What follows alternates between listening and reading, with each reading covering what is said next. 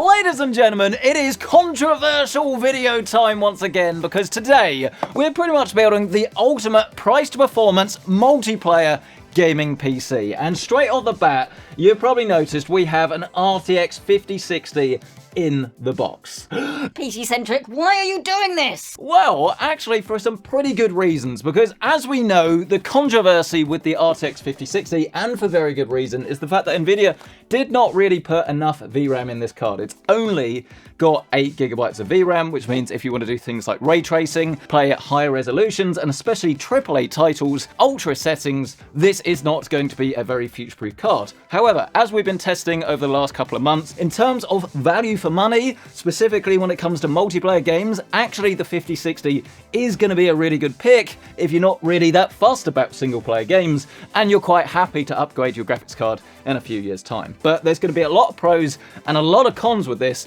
so throughout this video we're going to explain everything. So if you're on the market for a more budget-friendly but still very high-performance gaming PC, this will be the video for you. And I almost completely forgot to say, because I was too busy holding that hot potato, we do also have a brand new CPU on our desk as well. This is the Ryzen 5 7500 X3D. That's right, there is a new X3D chip aimed at more budget-friendly gaming. Is this going to be good? Or is it going to be a waste of silicon? Find out everything you need to know right after a short word from this video's sponsor. The Aorus Master 16 has arrived, bringing both jaw-dropping visuals and super slick frame rates. This stunning machine packs a 16x10 Quad HD OLED display for an unreal level of detail running up to 240Hz. Not only that, but the Master 16 uses the latest Nvidia 50 series of GPUs for DLSS 4 and ray reconstruction, in addition to the second generation of Intel Core Ultra Mobile CPUs for both performance and power efficiency. Learn more about this beastly machine today with a link below.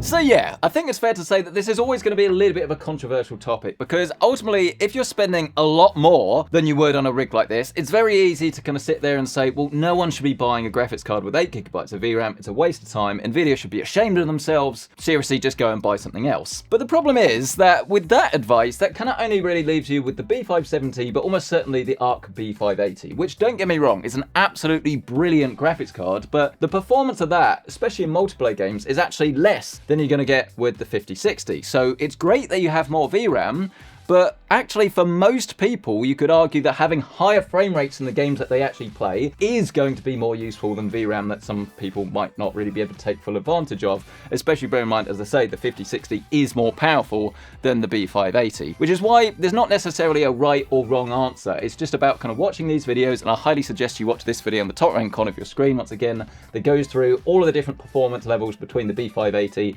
the 5050 and the 5060, because purely based on the fact that we can only work with what we have on the table. If this had 12 GB of VRAM, it would be so much easier to recommend. But ultimately, it really just does come down to the games that you play and whether you're happy to compromise yourself with 8 GB of VRAM. Because let's be clear, you will be compromising yourself, but depending on the games you play, it might not be that much of a compromise. I hope that clears things up. It's also worth noting as well that if you wanted to step up to a card that has 16 GB of VRAM, so the next one really would recommend would be the 9060 XT. That's a great all-round option, but you're looking at an extra £75 or so at the time of filming compared to a 5060, which to some people might be absolutely fine, but for others, if you're really restricted on budget and want to maximize the performance for the money, that's why we say the 5060 is going to be worth considering, as long as you're kind of weighing up the pros and the cons. But regardless of the graphics card that you're going to go for, obviously everyone's going to need a motherboard, and you can go for Intel or you can go for AMD. Here we're going for AMD. This is a B850M motherboard, so we're going to go for an AM5 compatible CPU. Obviously this is a new one. You might need a BIOS update, but we'll walk you through that throughout this video. This one is from MSI. It's their Gaming Plus Wi-Fi. But if you haven't already noticed, one of the ways that we're actually able to save ourselves a little bit of money on a gaming PC is to go for a micro ATX motherboard and then a micro ATX case. That's what we're doing here. I personally really like that. My personal rig is actually micro ATX for gaming,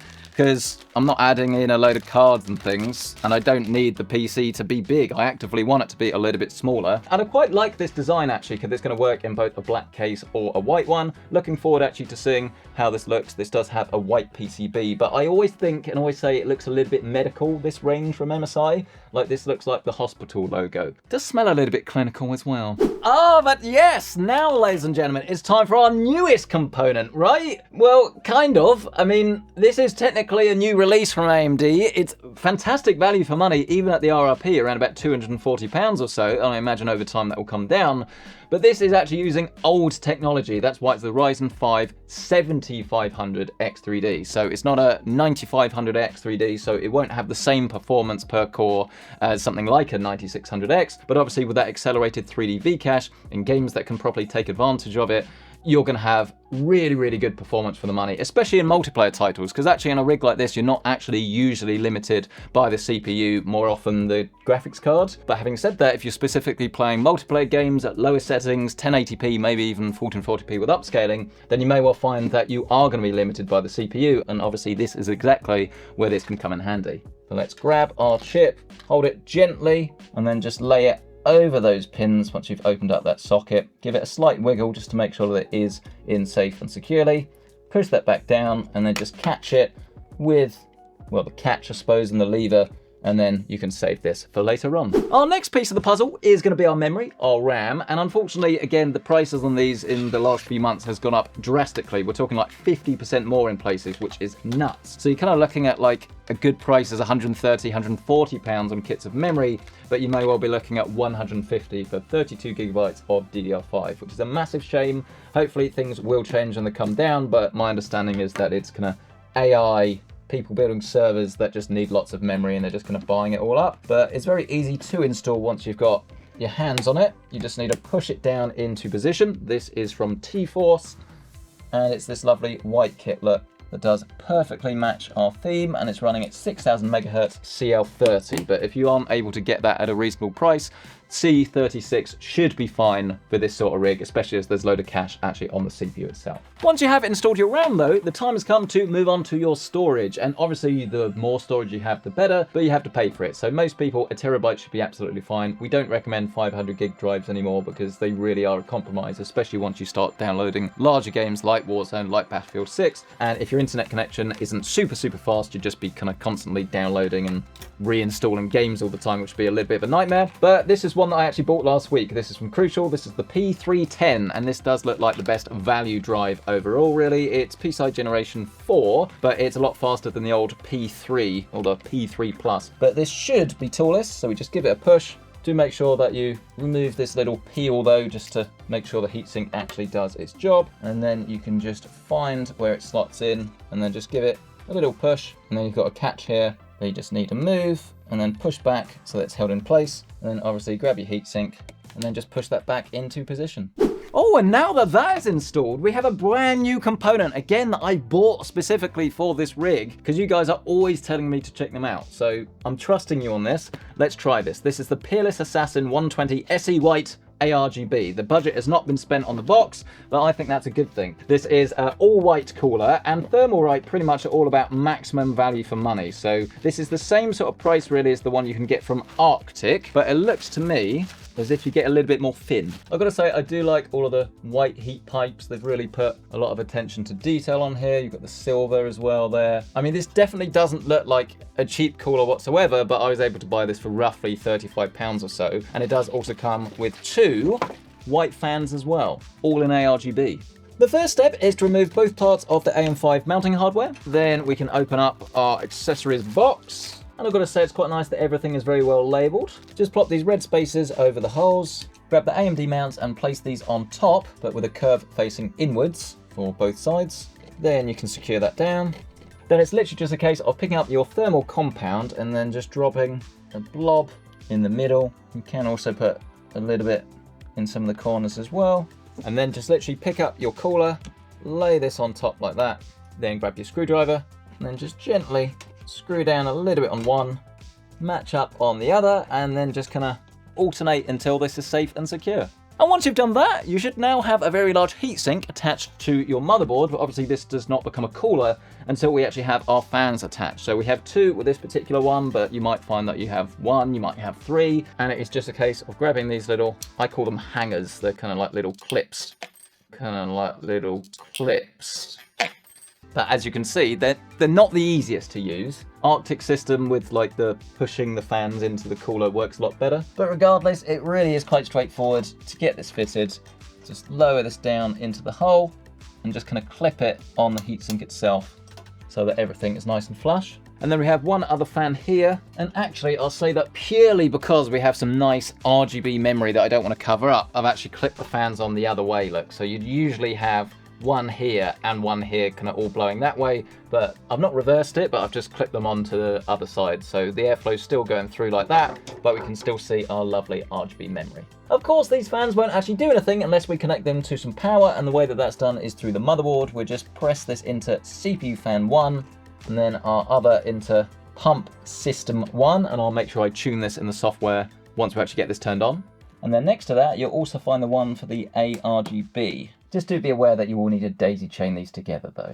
And I think I've got to say at this point, if you haven't built a gaming PC before, or you've not actually seen what a big air cooler looks like on a smaller motherboard, then yes, it can get a little bit comical. But the whole point really of having great cooling is just that your rig can essentially be silent when you're kind of sitting in the desktop. We actually did a video just about kind of how to optimize and how to tune your PC for silence. You can find this in the top right corner of your screen, because so many people build a gaming PC and they don't do this, and it makes a racket and the fans are on all of the time. You don't need to do this, but obviously if you want to use a cheaper cooler you can, but there's not really that much difference between a $25 cooler and a $35 cooler, but there really can be in terms of performance. So bear that in mind. But obviously the chassis is also going to be something that I think you're going to have to think carefully about. Now, if you want to watch our RTX 5050 video, and you can find that in the top right hand corner of your screen, everything in that rig was just a little bit cheaper, which made quite a big difference, but one of those areas was the case, and this is night and day versus the Q300L V2 that we used in that video, because the build quality of this is just so much better and it looks a lot better. So this is from NZXT. It's called the H3 Flow. You can buy it in an RGB version that has fans on the front. This is not that version. This is the cheaper one that, to be honest, is the one we'd recommend.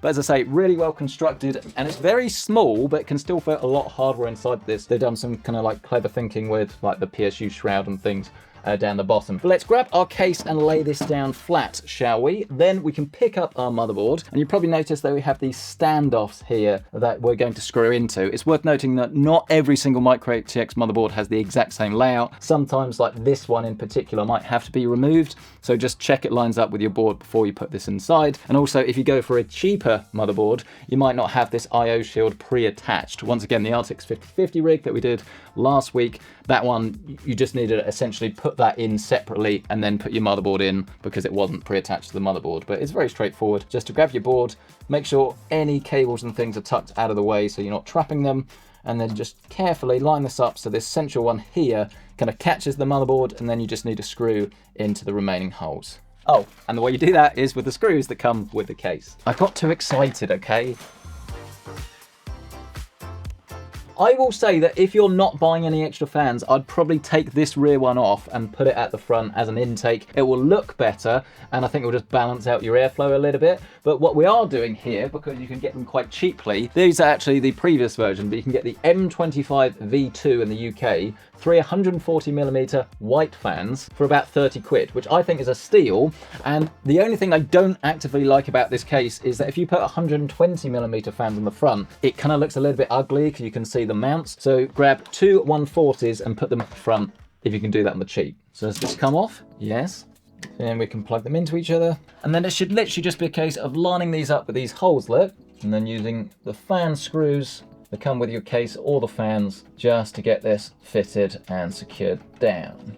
And you should already be able to see what I mean, by the way, about how you don't have the gaps now either side, and obviously a 140 fan is going to have more performance, or should be quieter at the same performance level than a 120. So it just makes all sense all round. Oh, and then actually, you know what we could do that would make this even better? If we take this rear fan off, I think we can take full advantage of this case. Because look, this will come out, and then we can actually mount this to feed into the graphics card directly, like that. Should have done this first.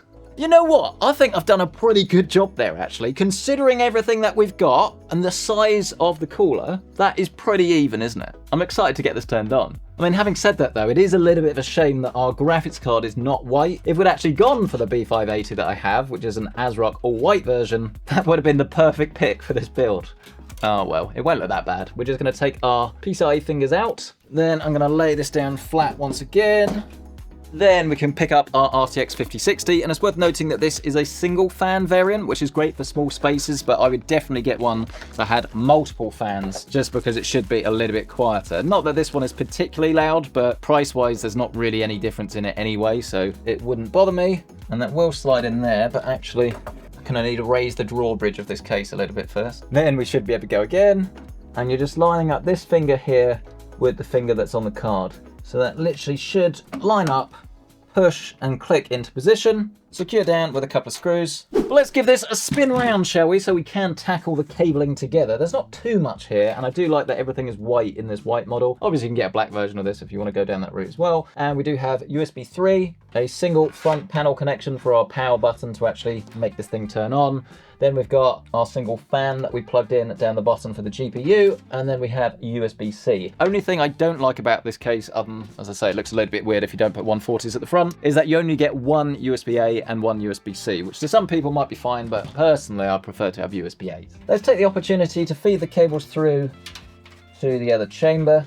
Oh, and then this is in completely the wrong place, so we'll move that, but otherwise you can grab your USB-C and connect this here. Our front panel connects to JFP1. MSI still want to call it weird names. Our extra fan that we plugged in for our graphics card can connect up here. And then our USB 3 connects just down here at the bottom, look. It's also not a bad idea, look, to start cable managing as you go, just to keep stuff out of the way. They give you a load of cable ties in the box. The next protocol is going to be to plug in those optional fans that I put on the front. So we have this little converter extender for the RGB. And then we can do the same with the fan speed, and it is annoying that these are black cables for white fans, but it is what it is. But I mean, to be fair, actually, the RGB can be daisy chained to the other fans, look. Of course, that fan cable also needs to be connected to the motherboard. Fast forward an extra 2 or 3 minutes or so, and just a couple of extra cable ties, you can see it's still looking nice and neat. And then when you reveal the main chamber, again, still really nice and neat as well. But the good news is we are actually almost done. It is literally just the power supply to go. And once again, another new component here.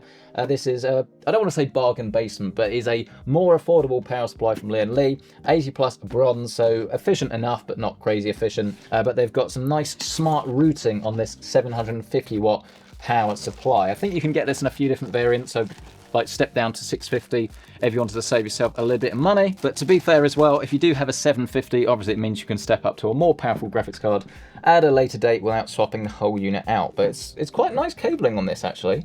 But it is a non-modular power supply, so all of these cables will have to go on our rig one way or the other. It's got a slight bit of semi-modularity about it. There's some cables, look, that you can plug in here. Something that is absolutely crucial on this case though, even if you've built loads of rigs before, please bear in mind that because of the fact that this sits directly on the floor, there's no air intakes on the bottom, which means that your power supply has to be facing upwards. If it faces downwards, it will not be able to breathe, so please remember this and kind of break the habit of a lifetime if you like. But this should just carefully slide down into position, look. Then we can spin the whole thing round and then just use the hex screws to get this fitted safely and securely. Then it's just a case of unbundling all of these cables. But our large ATX goes in this main chamber here.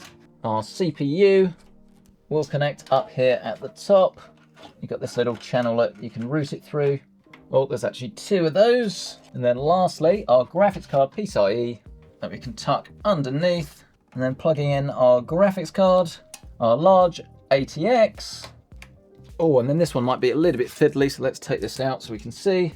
Oh, and it will go in eventually. It will just scrape all down your hand on the top of this whilst you're trying to do it. But ladies and gentlemen, I'm pleased to say that we're done. As long as it works, at least. I'm really happy with how this has turned out. Obviously, you could get like a white power supply and a white graphics card and it'll be all white, which would be fantastic. But that would cost extra money. And I really love the look of what we've got here. And I definitely think adding those 140 fans on the front is going to be worth it. But remember, you don't have to do that straight away. You can do that next month when you get your next paycheck. And whilst the cable management could be a bit better on this case, it's not actually too bad because we don't really have too much in it. And you can see I'm just going to like stuff a couple of those cables in there. And then the side panel should go on very easily. And then, ladies and gentlemen, as I say, your gaming PC is complete. But will it work? Let's grab ourselves a monitor and find out. Do of course remember that you do need to plug your DisplayPort cable into the graphics card, not into the motherboard, despite the fact that we have HDMI and DP here. That's the best way to make sure your PC doesn't actually show anything on screen. And I know that's very confusing, but that's specifically for if you're not using a dedicated graphics card and you're using an onboard iGPU. Oh, and then finally, of course, we are going to need to grab ourselves a keyboard, a mouse, and you know it, you love it, the PC-centric mouse mat. We're about to do our final clearance sale on this. Hit the link down below, and if it's live, you'll see that price. Once that's gone, it's gone. End of an era. No more mouse mats. Don't miss out. But here we are, moment of truth. Is it going to work? Well, we've got some RGB and you can see the whole thing has come alive, which obviously is fantastic. But the thing here is I'm not expecting this to actually boot without a BIOS update first, which is why I say it is really important to make sure that you do get one that has USB BIOS flashback. Otherwise, you'll think your PC will work and it will keep doing this, but then nothing will come up on screen. But give it a couple of minutes just to see what it does first. So it doesn't look like it is going to work, so we're going to hold the power button down, make ourselves a little bit of room, and then on the back you should be able to see that one of these USBs actually has like a grey square around it and it says Flash BIOS. Regardless of the brand, as long as it supports this feature, it will have like a similar marker to tell you that that's the one you want to use. Then you want to use like one of those old-fashioned small 32 gig or less flash drives that's formatted in FAT32. Make sure you have the BIOS file from the website on this, and then you rename it all in caps to msi.rom. It might be gigabyte.bin if it's a gigabyte board, and ASUS, there's like a renamer tool that you can find when you download the file. But just grab this, whack it in the back in that port, make sure that the power is off but obviously connected, and then you just hold the Flash BIOS button, and then there should be like a light or something somewhere. Ah, okay. It kind of reboots into its specific bootloader where it's literally just to flash the BIOS, and you just need to leave this for a couple of minutes to do its thing. Don't turn your PC off until it's done. Oh, there you go. Well, I was doing a little bit of a tidy up there, and it's just restarted. So does that mean we're good? I would love it to kind of be a bit nicer, and I'd like there to actually be a BIOS light on the back, like with most motherboards, so you kind of know that it's definitely doing it, whereas when it turns on like this, you're not really ever 100% sure what it's doing. But okay. Oh, that was relief. New CPU detected. It came up with our 7500X3D, and interesting, it's asking us for performance presets and stuff, which is quite nice. So PBO is basically like chip overclocking. We'll leave that for now, but then we come back into the BIOS, and it's been redesigned actually, this MSI BIOS looks quite nice. And what we want to do is find where it says memory and then set this to Expo. Then we can go over to fan profile, and it shows us like which ones are actually spinning. And then we can tune these so that they only really ramp up at about 85% to 100. There we can just hit save and exit. And then it's literally just a case of one more nervous wait for the whole thing to restart. And assuming there's no problems with your RAM and it's overclocking, then you'll be pretty much good to go. All you need to do is grab yourself a copy of Windows, and you can do this from the Windows website. We've made a video all about this, how to download it, how to get it installed, and then you will just load into Windows and you'll be ready to start gaming. But I don't actually have Windows installed on this, do I? Better follow my own guide. And so then, ladies and gentlemen, here we are then, all set up and ready to go. And I am so sorry that I forgot to hit record on the microphone, which is why you were listening to our backup microphone, even though our other backup microphone also didn't work properly. Sad times indeed. But you probably don't care about that. You care about the performance of this system. So let's jump right in. And I think our first game needs absolutely no introduction. This is some Battlefield 6, and we've currently got this set to 1440p with everything set to high other than the textures, which is actually set to ultra, but you can go all the way up to overkill, assuming you have the graphics Pro S, and of course the VRAM and things. But I will say, as I say, that this is pretty well optimized, so even on an 8GB card, you're not going to struggle to get settings that work very well. This was actually a review copy that was sent out by EA, and we did have some spare codes, but I realized in the last video, we did actually give the same code twice. So here is an extra code for Battlefield 6. Good luck, enter that into Steam, and if it's not been claimed, you now have a copy of Battlefield 6. But bear in mind that this is running at 1440p. I think you've got to admit that actually it's doing a very, very fine job of not only giving you a very playable experience, but giving you one that really excels. I mean, we are using DLSS. We've currently got this set to quality, but the game looks fantastic. I have actually turned the sharpness down a little bit because this game's just a little bit over sharp, even like native resolution that's nothing to do with DLSS. But yeah, around about 100 frames a second or so. But as you can see, you are going to get a few dips here and there depending on what's going on. This is obviously quite an intense map, but it is going to vary massively depending on the map that you're going to play at. Oh, can we get him? Can we get him? Yes, we can, but there's another one there. It's a disaster. But respawning once again in a helicopter, and that was a very, very well-timed parachute, actually. I do also want to say as well, in terms of the CPU that we're using here, it doesn't look like it's actually holding us back in any way, shape, or form, because I don't think you can see this, but I can. Our GPU utilization is around about 95 to 97%, whereas if it was sort of dipping into the 90s or high 80s, or obviously lower, then that would be a good sign that you're having some CPU bottlenecking. But we'll drop this down to 1080p and we'll see if that changes. And as the aim of the game is actually to stay alive, let's start in a tank so I can actually give myself enough time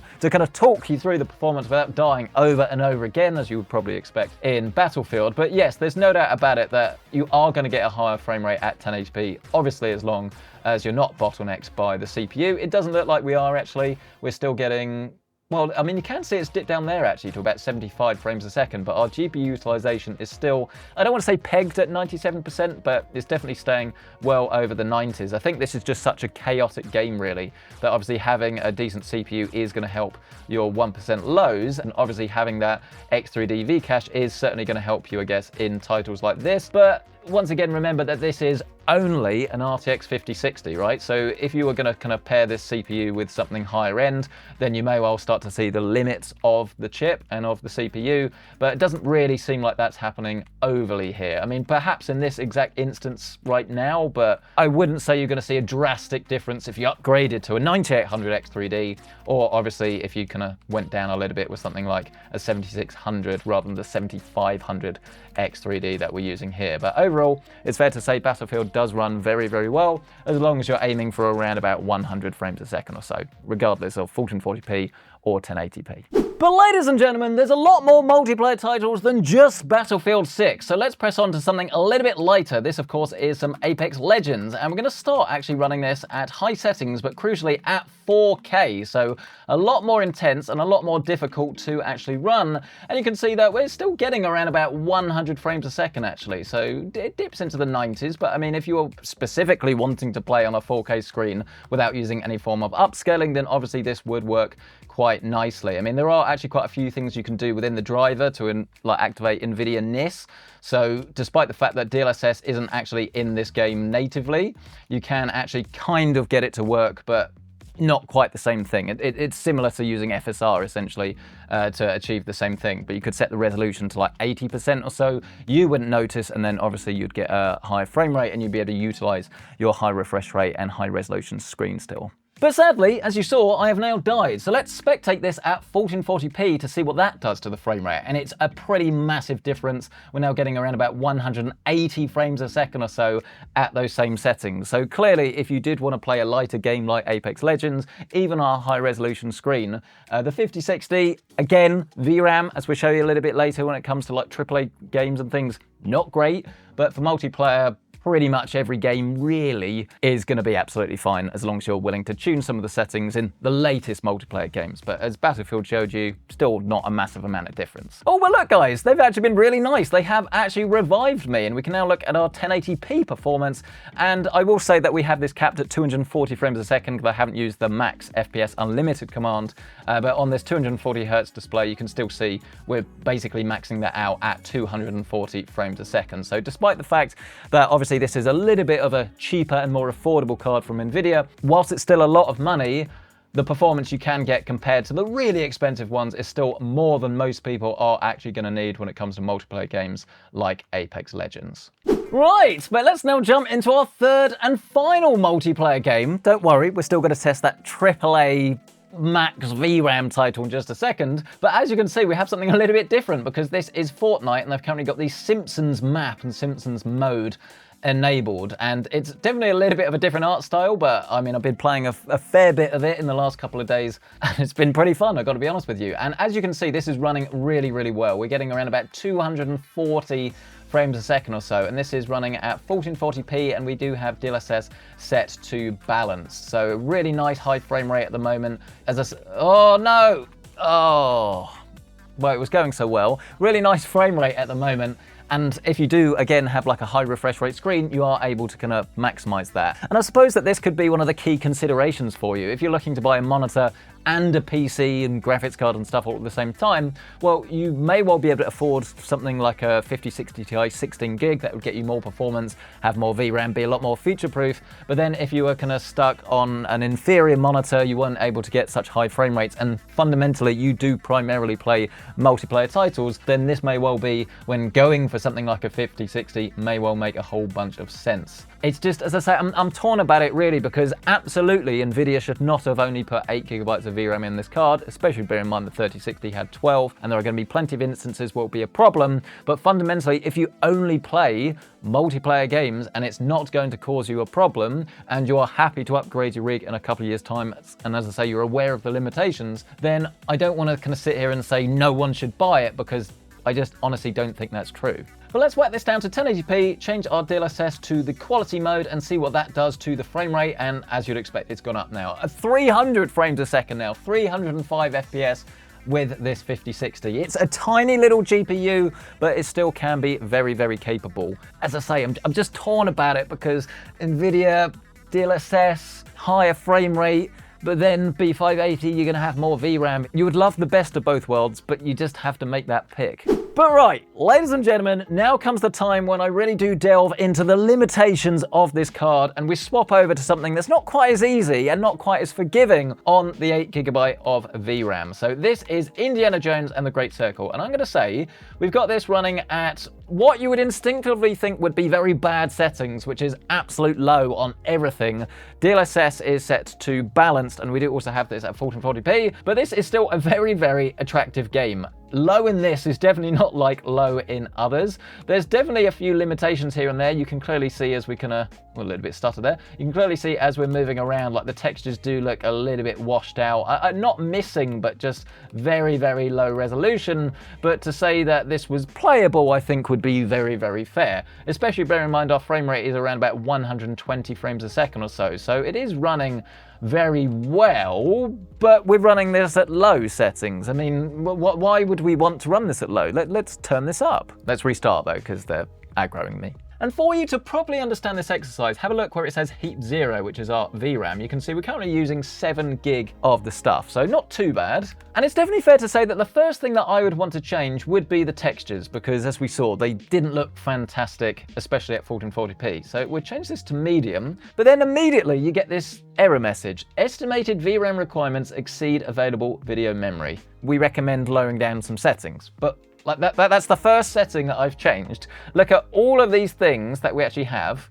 Well, apparently our vegetation's at ultra, so that can come down to medium. But I don't think that alone is going to save us. Oh, and then we restart the game, and what is this, ladies and gentlemen? It is completely broken, completely unplayable, 23 frames a second. What happened? We were getting 120, and as we know, turning up the textures usually doesn't make any difference to the performance whatsoever. It's just all about the VRAM, because once you've used your full amount, that's it. The PC will then chug, it's trying to get it from other places, it can't keep up, and it's just a bit of a nightmare. And this is the clearest example of why a lot of people say avoid the 5060 and the 5050. They are just not worth your time or your money. Personally speaking, as we said, I think the truth is not quite that extreme, because ultimately, if you are spending £250 or $250 or whatever on a graphics card, that is your budget, that's what you can afford, then the choice between the B580, which has 12 gigabytes of VRAM, but has less performance in certain titles, and then the 5060, which may well have a lot more performance in the title that you actually play, it's kind of a bit more of a difficult choice, especially bear in mind Nvidia obviously has DLSS. So it does come down to what you play, but it's only worth, in my eyes, picking up the 5060 unless you specifically either only or like 99% of the time play multiplayer titles, and you know that this card is going to perform better in those games, because otherwise you are going to run into issues like this, which I think is crazy. Bear in mind, you think it's just one setting. Think of all of those settings we could have turned up, but it was just that one change to the textures that's completely ruined it essentially. So it's disappointing. Nvidia should have put more VRAM in their 5060, but they didn't.